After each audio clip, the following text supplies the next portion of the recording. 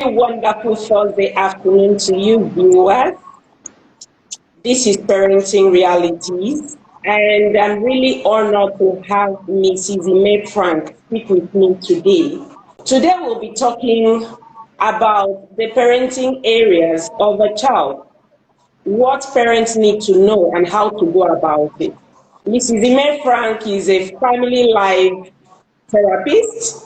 She's the CEO of Elwood School. Okay, and she'll be speaking with me today. So you're welcome, madam.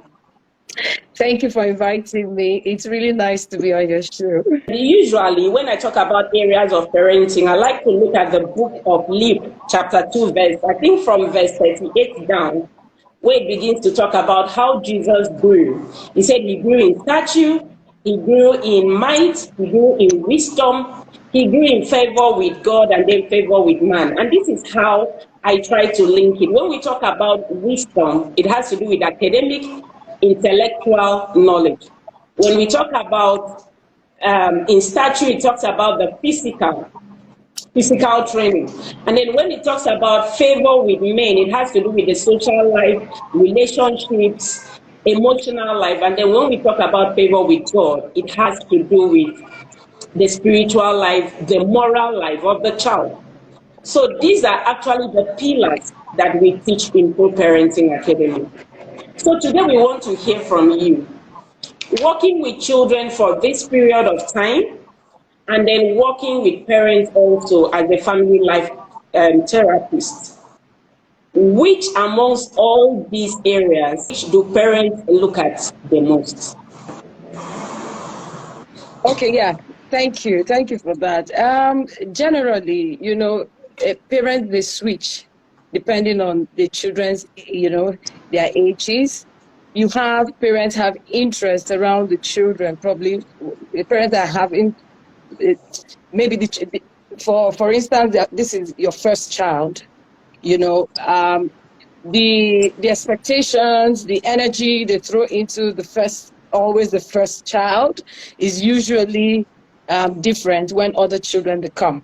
So from my experience, I want to generalize it because, there's so much expectations and probably preparation in receiving the first child. So most times, you see, they have well-planned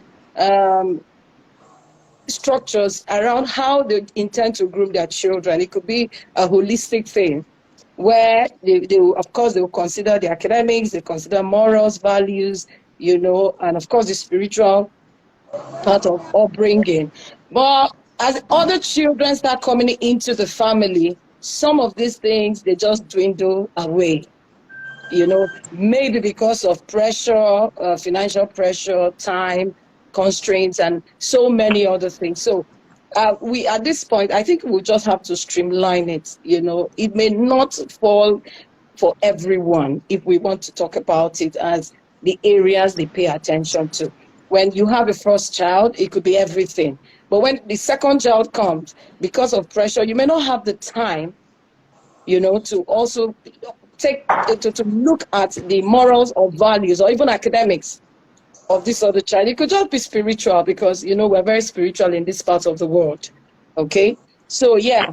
But I don't think there's any parent that, I know there are people, I'm sorry to say that, yes, they are just accidental parents. But I'm not sure there's any real parent that wouldn't want to put all of these structures in place, spiritual, academics, moral values, to bring out the best for their children. That's where we are getting to. The fact is that most parents want the best for their children. When parents keep coming to me, they tell me, I want the best for my child. I want my child to succeed. I want my child to be responsible. So what then happens along the line? Why are we still turning out citizens into the society who become a menace, who become a problem to us? I believe it's because of ignorance. Some parents don't know how to do what they want to do. So now for children in the primary section, let's start with the spiritual aspect. How do you think that parents can help their children in the primary section to build their spiritual life, which is part of the foundation for effective parenting. Okay, excellent. You know, everything starts, and in fact, I always tell parents, the parents I have opportunity to speak with, that it all starts and ends with you as a parent. The foundation must be laid from home. You know, you don't expect any school, however, to perform any magic. Okay, so when we talk about spiritual consciousness in children, before a child gets to school, some of them, they're already two. Some may be one. Good. So even at age 1, the children, you know, at that point, some of them, they may not be talking, they may not be speaking. Okay, but we call it sponging. They're sponging. They're holding on everything you say, everything you do. They're just sponging. At a point in their life, you see, they just are expressing all of those things. So it starts with the parent. You need to know, you need to have a routine. You know, you need to understand, like I will always say, what are your family goals? Because for a lot of us as parents, we just parent because the children we just have children and that's it. We don't understand that even as parents, like every big organization will do, we must have our parenting goals. What are the things you want to achieve as a parent with your child? Child A, child B, child C. It can't be the same because all 3 children, for instance, they have different personalities. So what are your goals? What are the things you, the parent in question, have put in place? Because if you do not, you don't expect the school to do much. This is where I'm going to. If you have goals, spiritual goals, things you want to achieve, or, you know, the general goals, if you are looking out for a school for your child, at this point, you need to look for a school, you know, whose goal will align with yours as a parent. That's right. Otherwise, I mean, everything will be disjointed, whatever it is you're doing at that point. Okay? So if if you're a parent and you want to build your child's spiritual ability, or you want to build the child spiritually, and you're going for, maybe you belong to a group of hype and all that and whatever. And yes, I love marketing. Only satisfied customers, in fact, they are the best marketers. They will market. Okay, but then again, have you as a parent walked into the school to interact with the key players, to understand what the school stands for? What are their policies around this area I am really concerned about? You know, beyond the recommendations I'm getting from my friends or people around me. Okay, interacting with people, if you're, okay, yeah, I mean, you know, to a large extent, you should be able to deduce from body language if you are intentional about what you want for your child. Okay, you don't just play it on the surface. You walk into that system, find out what is going on, ask questions, make deep inquiries. So you, at the end of the day, well, that's what I think, you'll be able to take a decision to know if this place I want my child to be actually aligned with my own parenting goals. So when you do not have goals, of course you're not going anywhere. Whatever life throws at you, that's what you get. So it starts with parents understanding the fact that they need to come up with goals, and at every point in time of their children's life, whether you're looking at the spiritual aspect, you need to look at a school too that will help you achieve this. You can follow up, you can go back to query them. Because, no, my child came with this. When I came to this school, this was not what, you know, we discussed. Remember, I told you, these are the things I'll be looking out for. And you follow up day after day. So when there's anything, even the school too, can also call you to say, Madam, I know you are very spiritual conscious, but I'm surprised your child came to school with this. So there can be back-to-back follow-up. So you don't just say, I'm a spiritual conscious person, and you don't look out for that when you're looking out for a school. Okay, that's wonderful. You know, you spoke about goals, which is very important. I know this is the month of January. A lot of people must have gotten their New Year resolution, what they want to achieve by 2023. But how do we now help these parents? Some parents don't know they're actually supposed to write down goals for every child. They don't know that. But they want the best for their children. So how do you deal with this kind of parents? Because they won't come to you to tell you, I don't have goals for my children and all of that.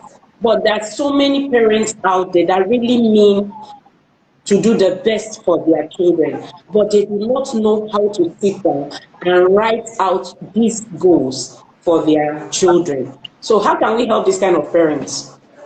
Well, I will also say, yeah, there are a lot of parents like that. They are actually willing to do a lot for their children. But, you know, you being willing is one, and taking the step is another. I or you, to you can't, we don't know all these people. So they themselves, they need to take decisions that, oh, I need to make a move. Something is not going well.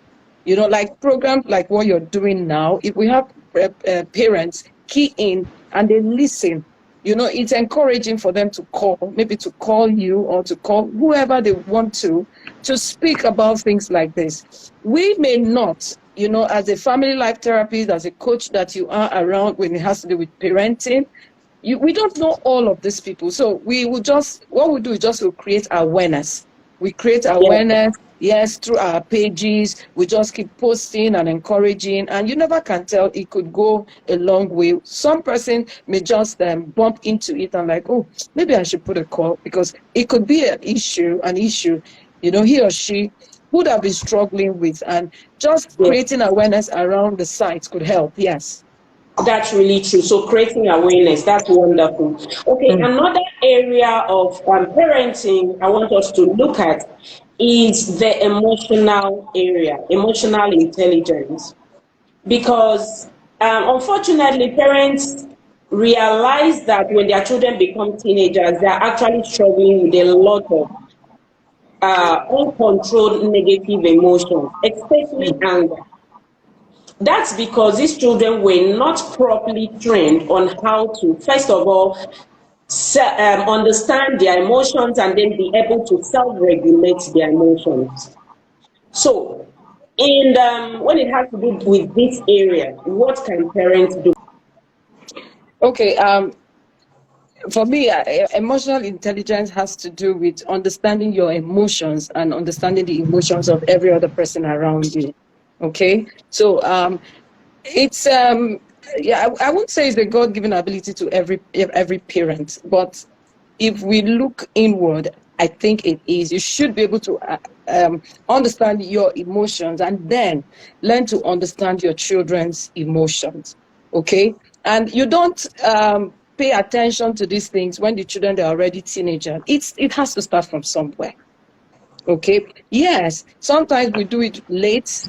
It's better late than never. I agree. Yeah, it's better late than never. But it's usually more helpful if we are conscious and intentional from start. But however, where we have missed it and we still need to reconnect, okay, you need to understand your child's love language. As parents, we know.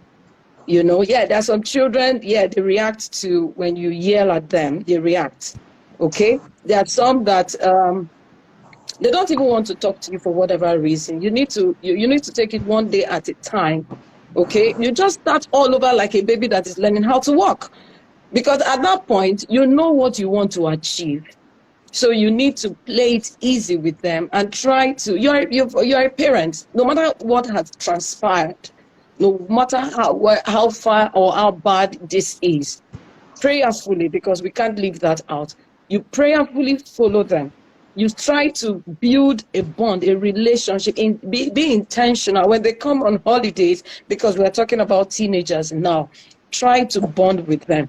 Try to ask, like, you know, my last daughter is the only teenager I have. She's 19 already, okay?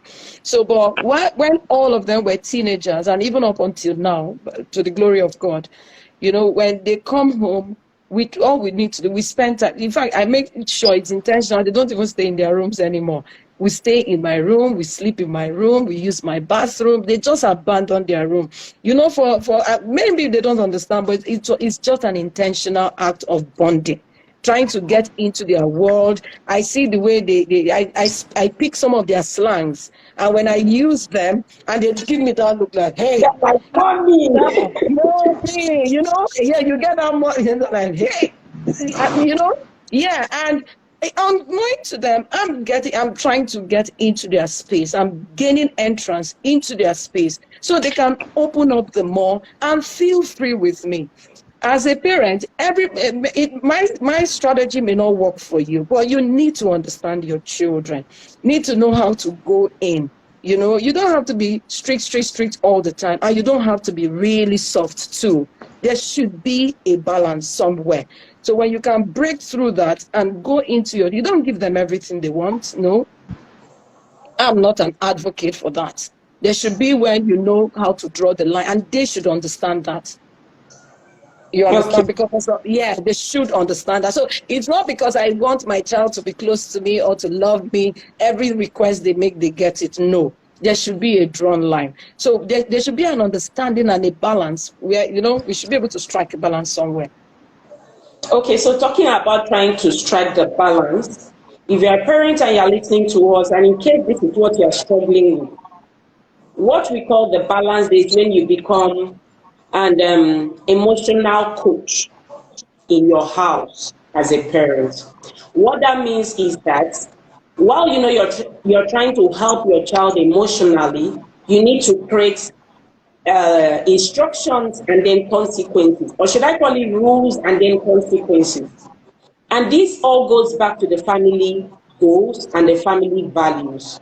If your children know that this is the value that is expected from us in our family, and they know that if we go over the board, mom will not take it kindly, I'm going to face the consequences. Now, you won't need to shout, you won't need to yell. Once they cross the border, you ensure that they face the consequences.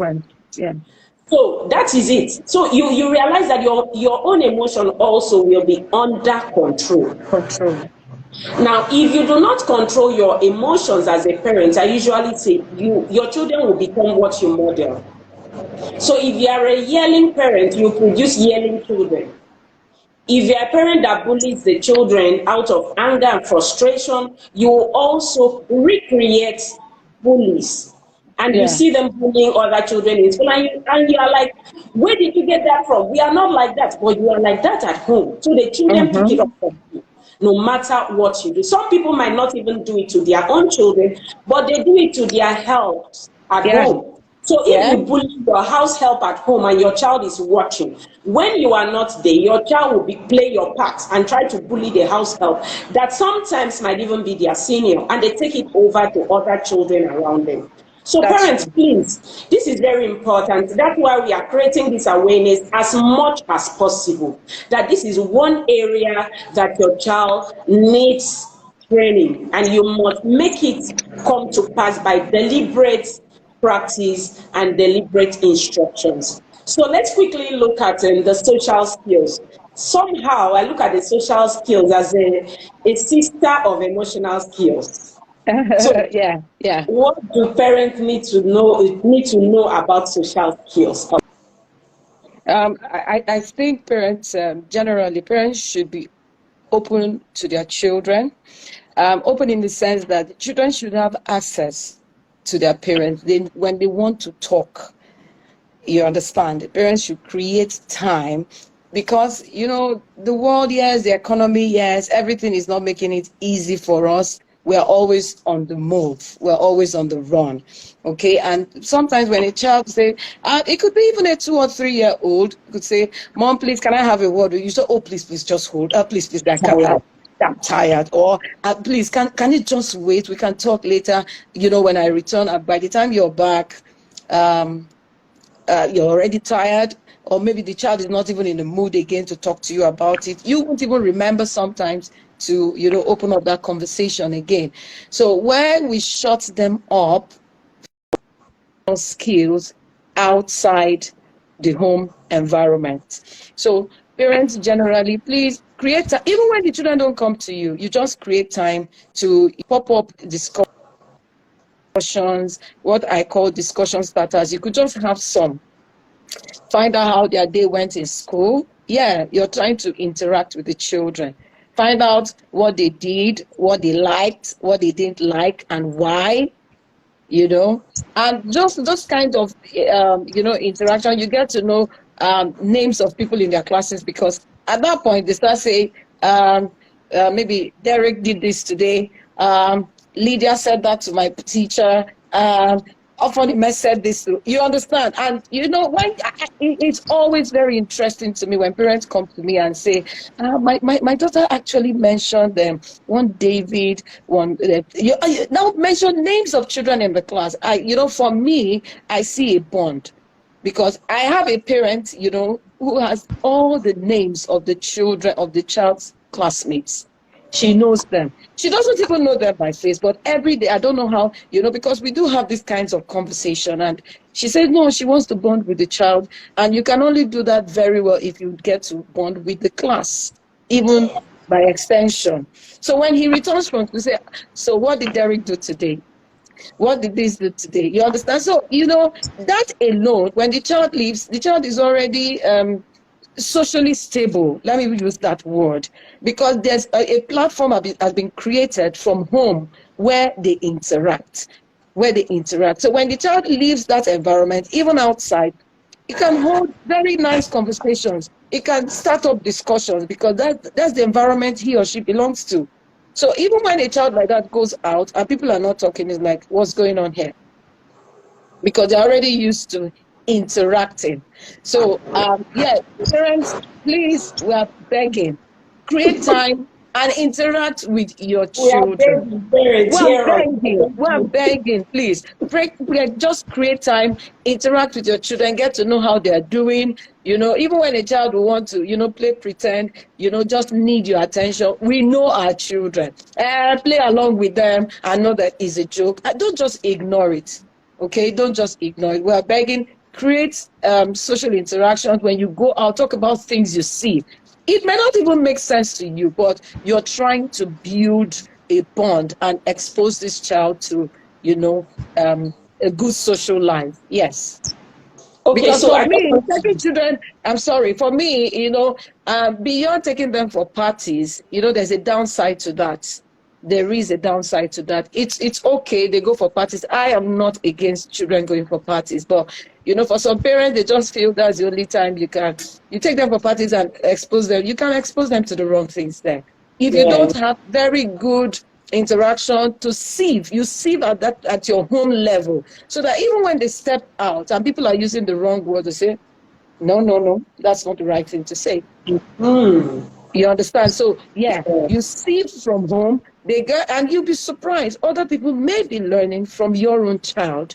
Okay, because there are cases where a child will tell you, we don't use the S word in our house. We don't use the S word in our house. And you wonder, what's the S word? Do you understand? And a child will tell you, I've had several of such experiences, because it is highly prohibited in my house as well. And they tell you, I can't even say it because I'm not allowed to say it. Do you understand? So you never can tell when a child like this should step out and other children are using the S word. I'll give an example, maybe like stupid. You don't say that. You don't use such word. That's the S word. You don't use it. It's wrong to use it. If you're really upset, you should report. I don't know if you understand. And another child may be learning. So even while we are interacting from home, parents, please, we should sieve our words. Sieve the words you use. Otherwise, your children too may pick all of these wrong words and start using them wrongly while trying to socialize with other people out there. That's really true. So I just want to add, because you spoke a lot about this, and you tried talking about having a conversation with your child, opening up with conversation starters. Yeah. And I usually advise parents, please create time, if it is possible. It might not be every day, you can do this every other day, to open a conversation with each child individually. So you don't need to talk to them as a group. Try to create time for one child at a time. Now, this helps the child to feel important. It takes away birth order, whereby you say, okay, this person is the first child or second child, and all of that. It gives the child value, makes the child know that, mommy loves me. You know, it brings that concern. The child looks at you as somebody who shows concern about how he or she is feeling. So please, parents, conversations with your children are very important. Having important interaction. In fact, it's when you start having a conversation with your children over and over that they can come to you when they have issues. Yeah. So most times, children who are abused are children who do not have social interaction at home. Because something starts and they don't have anybody to talk to. Mom is busy, dad is busy, they're all going to work. And you come back with the money, you buy the child everything the child needs, but you are not available. And some parents don't even know that this goes on until they become adults. So you see a lot of adults still struggling with social interaction. I have counseled a boy in year 2 in the university, and the boy said, I need my father in my life. He's a year 2 student, and you are like, you are already an adult. What are you doing with a father? And the boy said, I have never had a relationship with my dad. He gives me everything, but he's never available. He's a politician. Imagine that. And our parents don't know. We are so busy. You believe you have bought everything the child needs, but the child needs you. Parents, please wake up. They need this interaction. They need this conversation. It will build their life outside. So if you are absent as a parent while you are still in the house, it's going to affect the children with the way they behave. And these are children that will quickly sink into peer pressure. Absolutely, yeah. Because you are not available, so they will buy that social life any way that is available, even when they know that what they're doing is wrong. But because they want to be in that circle of influence, they'll become victims of circumstance. So parents, please wake up. That's why we are doing this. And we need you to wake up. Please, parents, wake up to your roles as parents. Okay, so let's quickly look at the life purpose training for children. And my question is going to be a very direct one. Is it right for parents to choose a course of study for their children? I want to go to the university. I want to study fine arts. And my dad says I should study medicine and surgery. Is it right? Well, I may not be able to say no altogether. Yeah, it is not altogether right. But the parents, they also need to guide. Guide, not choose. Not choose. They should guide, so, not choose. What are the steps in guiding? Because we try to, sometimes parents miss it. In trying to guide, they overrule.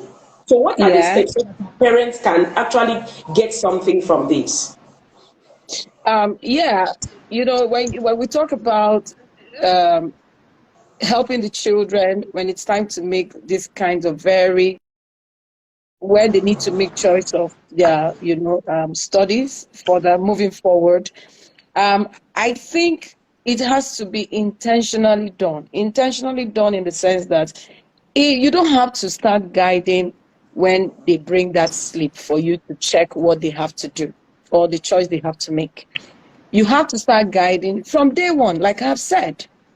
Well, especially even if you can't do it from day one, okay, let's even streamline it to SS1 in our own context here, where the child has crossed over into the senior secondary, and at this point, the child has started working with subjects that would define the career path. I don't know So if you guide at that point, I'm not sure I'm not sure you will miss it at the end. Because when you follow through from SS1, check the studies, the subject the child is doing well, where they have interest, okay? Where you just encourage, you have this interaction well, from that, from SS1, for instance, now. So, if you can do this earlier, but I'm just bringing it down to maybe SS1 right now. You have interaction with the child, know their area of interest. And you just keep asking them, okay, for instance, you love literacy, for instance, okay, why do you like literacy? What do you think you can really do with literacy outside school or after school? You keep popping up those kinds of discussions, okay? Is it mathematics, whatever subject? Bring a combination, teach them how to combine. And let them know, okay, if you do all of this, this is what you get. Is that what you really want? Or would you like something else? They should be part of this decision making, because however we like it, it is their life.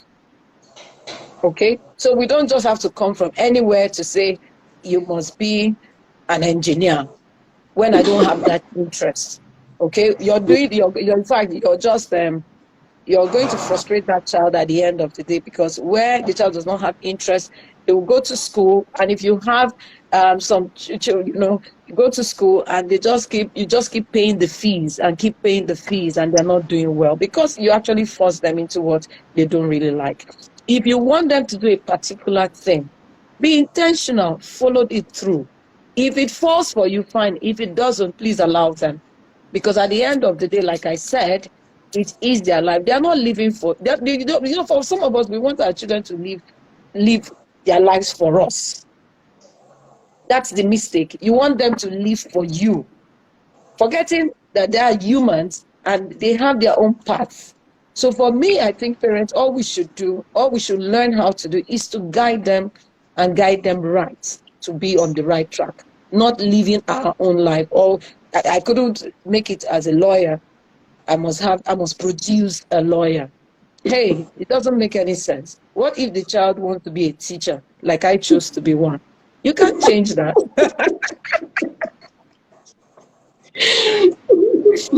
Yes. Do not leave out your dreams in your children's life. Please do not. Yeah.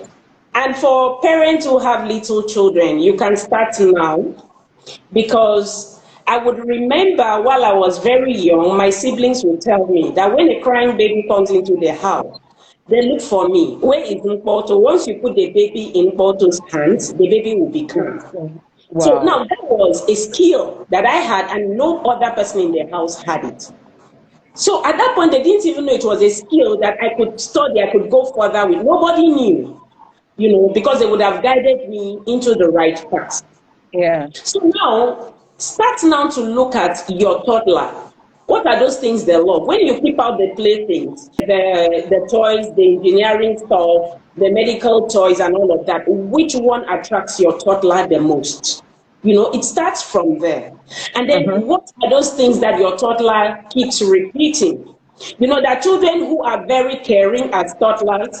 They like to check, mommy, are you hot? And all of that. They're already showing you the direction that they want to go to. And you see some children with a stick all the time, talking to the board, beating the wall. They're already showing you where they're going. You see some children that are very good with calculations. They're already showing you where they're going. So you can actually start tracking the children's route from when they are toddlers, the skills they develop over time. I have a son who constructs a lot. And that's the only thing he does in the house without distraction. No matter what you do, he will not be distracted when he's constructing. And then he keeps telling me, I want to be an AI robotic engineer. And I think he's the first person I heard that from. So I kept asking, what is AI robotic, until he grew up. So we started browsing together. What are the job opportunities? What are the responsibilities? I kept putting him through all of that, so he knew the process and where it will lead into. So parents, if you are having younger children, you don't even need to wait until they get to SS1. You can start now. You can help it now. And what I usually encourage, which is part of what I did for my children, is when you see that the child is good in a particular thing and the child is already telling you these things in many ways, during holidays, let the child have a first-hand knowledge or first-hand mentorship in these places. My sister's son came to me after one of our classes and said, I want to be an ophthalmologist. I didn't know the difference between that and optician. You know, they have Optician. so many, and I didn't know the difference. So I told my sister, I think every holiday you need to take this child out to a clinic that does this, so that the boy begins to see the difference between these, and he can now specify which niche he's actually going into. You know, when you do this over time, the child was in SS1. SS2, he does this during SS2 holiday. By SS3, the child already knows where he's going to. At this point, you will not be the one making the choice, because the child has already seen firsthand what I'll be facing. So the child can actually make a choice. You know, I just met one of my cousins who came from US this holiday. He's an anesthetist nurse. In fact, that's the first time I've seen one. And then he was showing me different videos of what they do. So I told him, what took you into this kind of mission? Because this is a mission I can't stand. You know, he was showing me a video of an open heart surgery that they did. And it says they take out some organs from the body of somebody who has died, preserve it for people who are looking for these organs. You know, so he said that's his job. He preserves those organs, and then they try to go through their database to see those who need these things. So I said, how did you get to all this? I can't even stand this. He said, do you know that when I told mommy I wanted to be a nurse, she took me to work and gave me the opportunity to see the job process firsthand. There is nothing like mentorship in making a career choice. So you can actually help your children through that process. And you might be surprised. Some of them that say they want to be this and that, when they see the real thing, they'll come back and say, Mommy, let us think again. That thing I didn't know going to be like that. You know, and you are actually helping them to overcome the mistakes they should have made in university. So please, parents, who are very serious about this, take it upon yourself. I know that times are hard, you need to work. But you see, the money you make is going to be totally useless if you raise an adult that is not independent, because they will totally depend on you if you do not do a good job.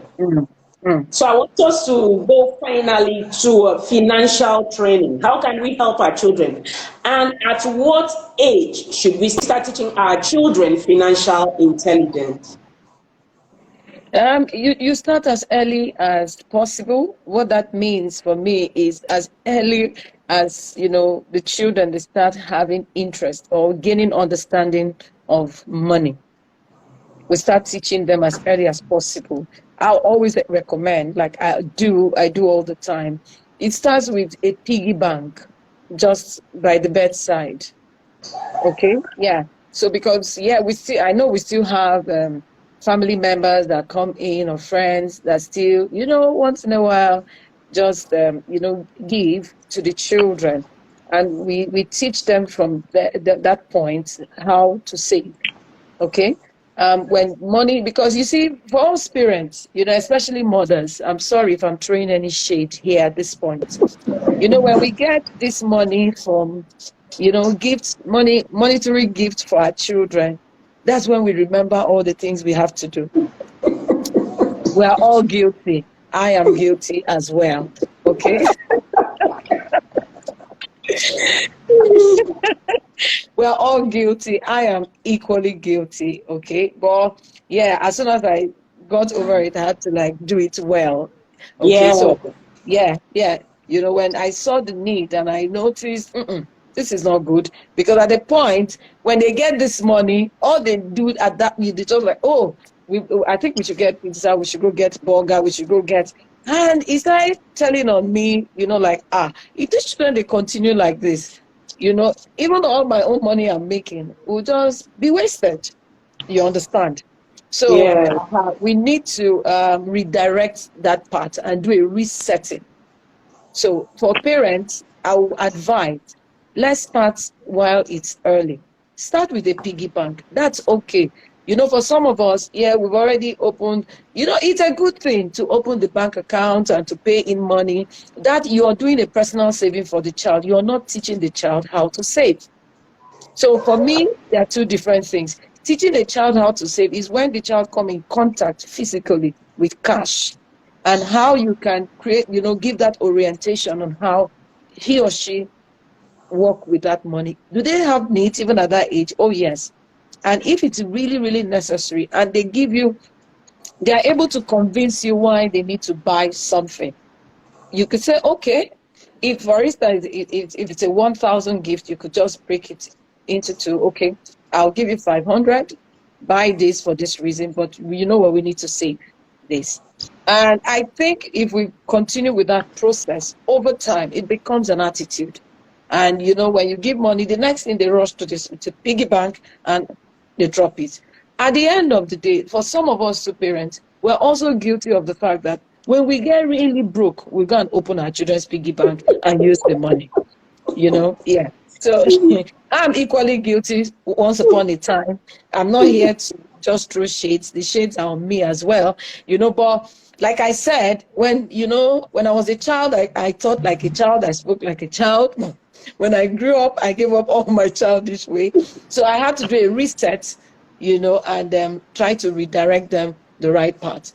So no matter how broke you are, after all, what if they didn't give them the money? Okay? That money belonged to them, and you're trying to build a skill. You're trying to develop something that you want them to grow up with sometime in future. Okay? So not this moment lack will kill that.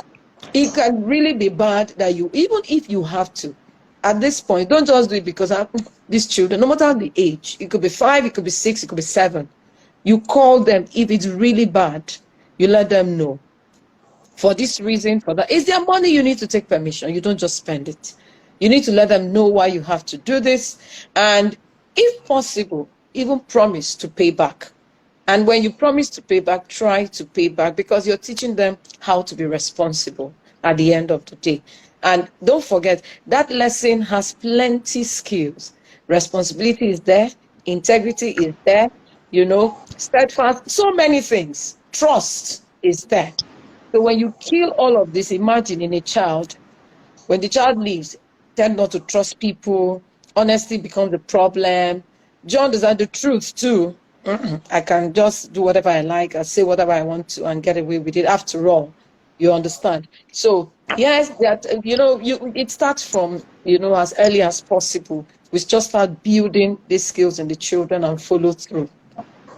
Okay, so she mentioned some of the things that your children can learn from saving, and there is one I want to add. It gives the child delayed gratification. That is one thing that your child will learn from saving, apart from responsibility. And then that child will never be under pressure to make purchases on impulse. It will give the child opportunity to think over and over to ensure that they are making the right choice before they make that purchase. I usually tell parents, start with savings, but then create a money register, which is what I do for my children. A money register in the sense that when the money comes in, it's called income. Then I usually say once income is there, the first thing to do is to pay yourself, and that is the savings. After paying yourself, you can now go to charity. And in charity, we have God's money, which we as Christians call the tithe.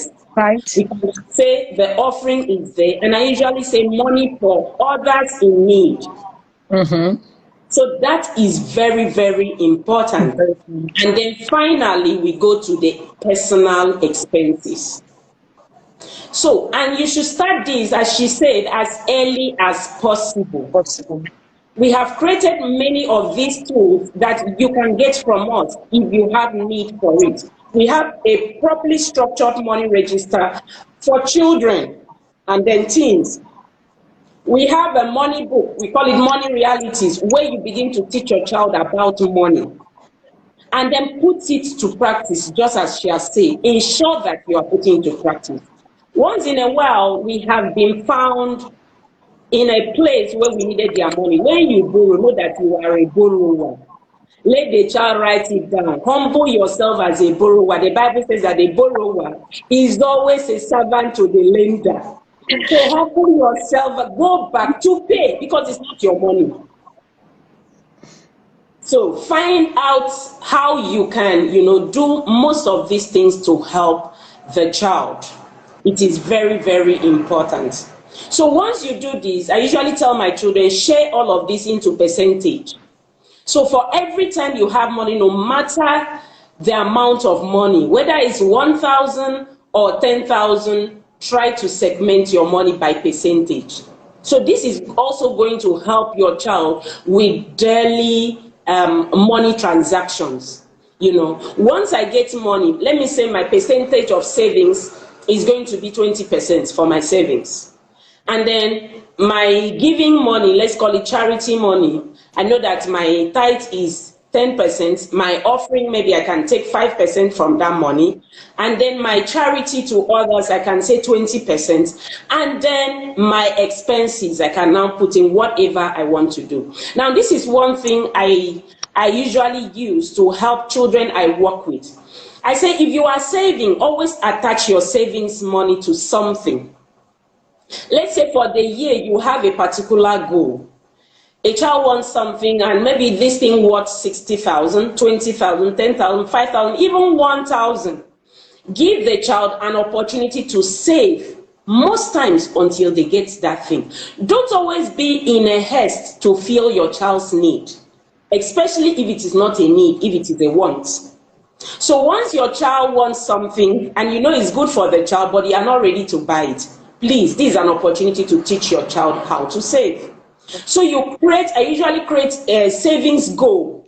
So supposing I want a bicycle, your child comes to you and says, Mommy, I want a bicycle, and the bicycle costs 13,000. So you say, okay, let's see, what can you do to get 13,000? Because right now, the money I have budgeted it. I don't have 13,000 for a bicycle, but it would be a good idea. So what do? That's my goal.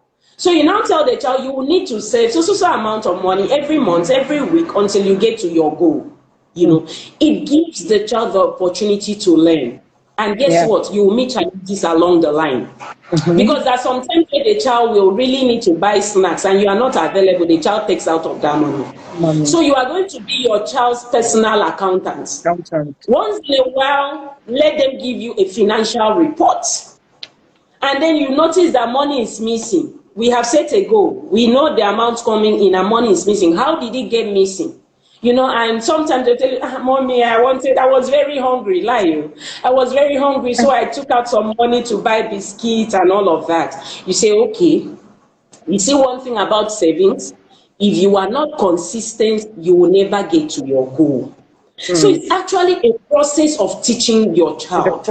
And over time, though they will make mistakes, it is better that they make mistakes under your watch than going to make mistakes when they have graduated, they have become adults, and then they can't get a hold of their money or their financial stability just because they are financially illiterate, yes. But what would be a general advice to Gen Z parents? Sometimes we call them digital natives. We are looking at all these things. And they have a lot to do with the internet. What's your final words to Gen Z parents? For all the Gen Z parents, I am one. So we are in this together.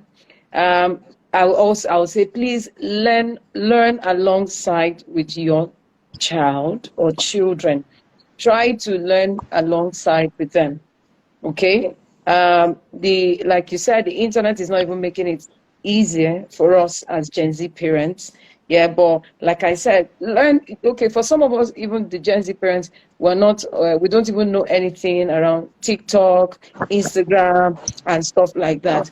But I'm still going to shock you that even as a Gen Z parent, you know, sometimes even when you know all of your children, they will block you. You can't have access to their. That's the truth. That's the truth too. Because they know you're so nosy and you know all of these things. So it's even good that they know you know. I don't know, you know, it still it has a way of just putting them on the check. But when they know you don't have an idea, so that means they can stay there and swim and do anything. But you're not trailing them. I don't want to use the wrong word. That's not it, trailing them. But for our Gen Z children, be friends with them. Be friends with them as much as you can. But like I will always say, there's a place for friendship and there's a place for discipline. So my being friends with you, of course, you know the Gen Z people. This Gen Z, they're very forward, very outspoken.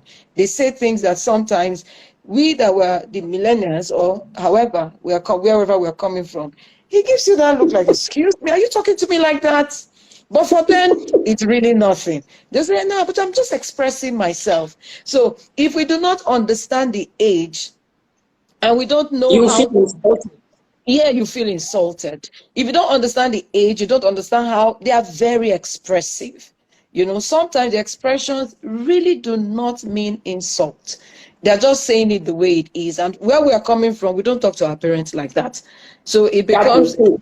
yeah, it becomes strange that how dare you talk to me like that? You know, so we just have to be friends with them, get to understand the way this their era, how it works, how it we read, because a lot of us we don't read as parents. Create time. The time we spend on our phones chatting or browse looking at stuff on, you know, Facebook and the other Instagram and the likes. You know, if you create even 20-30 minutes every day just to read around how they react, some of the things you see, and while reading you'll be surprised you're already seeing your children before you, and maybe it's the way you can respond to them. And please do not forget, we pray for our children. Prayer for me is the key. As we try to guide them, we pray, because they are also meeting other Gen Zs out there. For a lot of them, we may be doing so much to protect, to guide, to do all of this. There are other Gen Zs too that may not have this opportunity. Our children will have to go out there and mingle with them. So there are other external influences here and there that may affect the children. So we just need to check as much as we can, follow them up, call and check on them. You're not monitoring them, you're not trailing them, but you make it look really nice that you're just concerned. I'm just concerned. I'm just concerned. And of course, they always have a mother's heart. If we do it well, I'm sure it will fall in line. You know, everything will go well with our children, and of course, will benefit at the end of the day. Thank you very much. So I just want to add, she spoke about reading. If you are finding it difficult to read, in the clubhouse, I call it Proactive Parents Clubhouse, which I founded, we read a lot Yes. in different areas. The areas we have just discussed, we bring books that can help parents to become better in this area. So if you are finding it difficult, you can join us in the clubhouse.